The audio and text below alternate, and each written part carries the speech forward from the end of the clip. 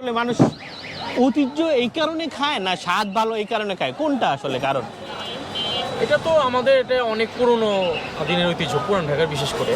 আচ্ছা, তো এটা তো আমাদের মানে বাপদাদার আমল থেকে এটা হয়ে আসতেছে আর কি, চকবাজার যে ইফতার পার্টির আয়োজনটা।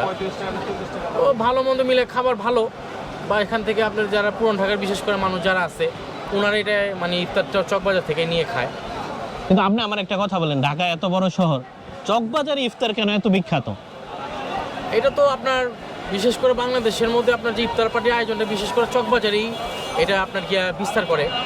আর বিশেষ করে আপনার মানে বাংলাদেশের অন্য অন্য জায়গায় এরকম ইফতার পার্টির আয়োজন তেমন একটা হয় না। আর ঢাকার মধ্যে আপনার গিয়ে চকবাজারটা এটা একটা ঐতিহ্য আমাদের। আপনি এই চকবাজারের বাইরে গেলেই আমি দেখছি যে ইফতারের অনেক দাম, কিন্তু চকবাজারে কেন কম দাম? এখন এটা যারা প্রোডাকশন মানে আপনার ইফতার নিজেরা বানাচ্ছে, বানায় নিজের মতো, ওরা একটা রিজনেবল প্রাইসের মধ্যে আপনাকে ছাড়তেছে যাতে সবাই নিতে পারে।